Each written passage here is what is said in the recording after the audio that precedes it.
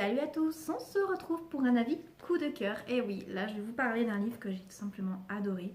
Je l'ai lu en quoi, une heure et demie. J'ai juste fait une pause dans ma lecture pour faire à manger et manger. Et après, pouf, je me suis refoutue sur le bouquin et j'ai pas arrêté avant la dernière ligne. Alors, je vous ai parlé il y a à peu près un peu plus d'un mois quand même maintenant, ça va peut-être faire même 2 mois, d'un livre de Pascal Lecomte, donc Jack l'Éventreur n'est pas un homme, que j'avais adoré. J'avais trouvé la plume tout simplement superbe quoi. J'avais adoré aussi le fait qu'on n'arrive pas, on adore les personnages dans le sens où on adore les découvrir, mais qu'ils avaient rien qui donnait envie simplement de les prendre dans les bras. On avait tous envie de leur mettre des petites claques en fait, et c'était trop bien. J'avais adoré ce bouquin. Et là, je redécouvre d'autres livres de Pascal Lecomte, dont celui que je tiens entre les mains, que j'arrête pas de secouer depuis tout à l'heure. Et donc là, c'est pas un livre, c'est pas un roman proprement parlé, c'est un recueil de nouvelles. Alors, je vous montre quand même au bout d'un moment. C'est Framboise et Volupté, donc avec des illustrations de Martin Tristram, pardon si je le dis mal, et donc des histoires de Pascal Lecomte. Donc c'est tout simplement, pour moi ça va devenir un livre que je vais lire souvent parce qu'il met de la bonne humeur tout simplement en le lisant. Bon, je vous mets rapidement le petit résumé, en plus il faut dire ce qu'il en est, hein. Il est magnifique. Prenez un chaudron, mettez-y 3 bulles de savon, un soupçon de chlore, une plume de corbeau, un morceau d'étoffe et 2 lucioles scintillantes. Remuez le tout avec passion. Vous obtiendrez ce recueil de nouvelles fantasques et gourmandes. Alors, fantasque et gourmande, c'est tout à fait parfait pour tout simplement le décrire, parce que c'est ça. Elles sont colorées, elles sont pétillantes, c'est gourmand, c'est délicieux. On dévore chacun des mots. On dévore chaque histoire, jusqu'à la petite dernière qui a ce petit point commun de toutes les précédentes, en développant également son histoire. Chaque histoire, c'est de l'amour. La romance dans un sens, hein, c'est la petite romance très, très drôle avec son petit côté, son petit caractère à elle. Franchement, je sais pas comment expliquer tout simplement. Ces histoires sont superbes. Elles sont rigolotes. Voilà, il y en a. Non, on peut même pas dire qu'il y en a des tristes, elles sont simplement toutes rigolotes. Elles ont leur côté très atypique.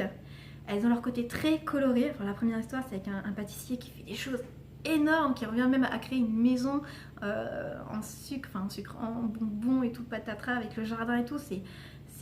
Quand on imagine ça dans sa tête, c'est juste waouh quoi.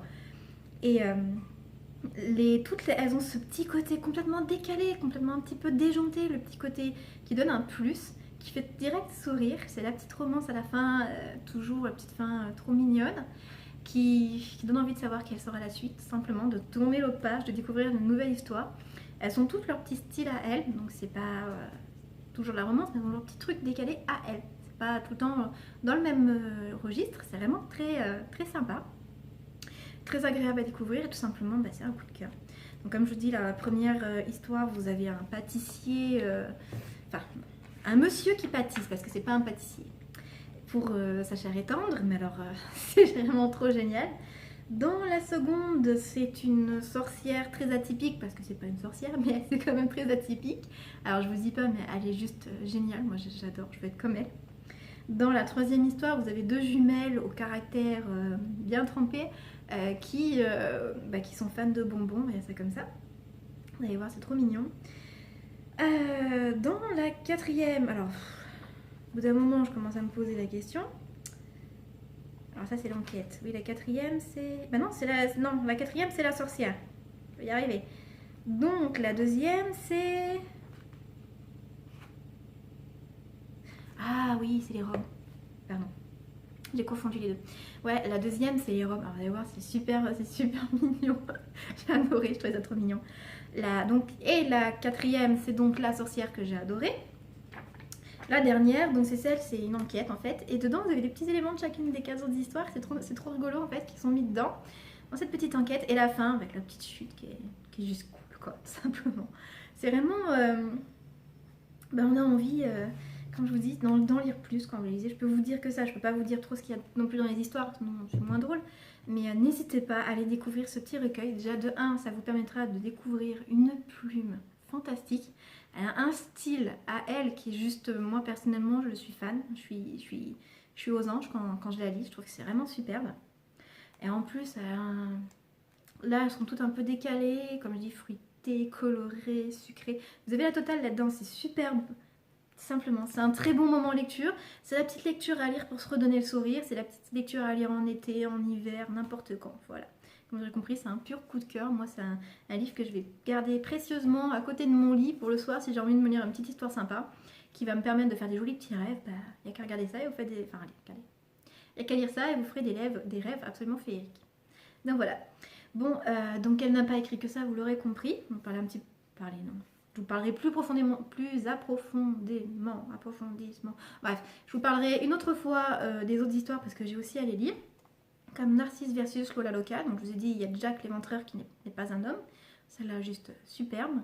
Donc Narcisse versus Lola Loca, c'est pareil, c'est une petite histoire aussi que les ados peuvent lire. Mais que pensent les méduses? Vous avez également L'éveil de la rose. Alors L'éveil de la rose, je n'ai pas à le lire parce que c'est plus pour la découverte sexuelle. Voilà, bref.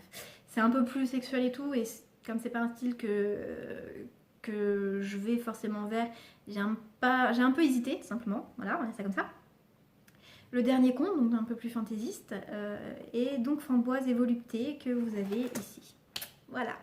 Donc n'hésitez pas à découvrir, si vous voulez juste découvrir la plume, à commencer par Framboise et Volupté, ça vous donne une bonne idée du style.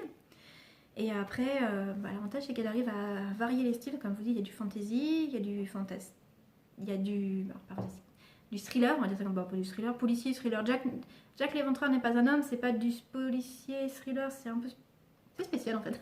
Comment expliquer ça? C'est un mélange de biographie et de roman sur une nouvelle théorie sur Jack l'éventreur, donc qui est mis en scène dans un roman, quoi, dans une histoire, et c'est franchement super sympa. Donc voilà. Donc je vous invite à les découvrir. Alors petit point en plus que j'ai oublié de vous parler. Enfin, je vous ai dit le nom, mais je vous ai pas dit les illustrations à l'intérieur, donc de Martin Tristram. Elles sont juste superbes quoi. Elles déjà sont parfaites avec les histoires. Elles sont trop belles. Ma fille voulait les colorier. Elle les a vues quand elle m'a vu lire, elle fait oh, maman, je pourrais colorier. Je fais oh, touche à mon livre, toi. C'est des limites. Non, mais tu touches pas. Non, tu colories pas ça, ma chérie. Donc voilà, c'est juste. Voilà, génial. Elles vont super bien avec le livre. C'est parfait. Voilà, que dire de plus, c'est parfait. Moi, j'ai adoré. Donc je vous invite à le découvrir et à découvrir également les autres livres de Pascal Lecomte. Bon bah je vous remets en lien tout ce qu'il vous faut en dessous là, non machin, les bidules qui se travaillent par là-bas. Je vous mets tout ce qu'il vous faut en lien pour découvrir les liens, pour aller acheter le livre, pour que vous l'ayez dès demain avec Amazon Prime dans votre bibliothèque, hein, d'accord? Et comme ça, vous pourrez m'en dire ce que vous en pensez vous-même. À très bientôt.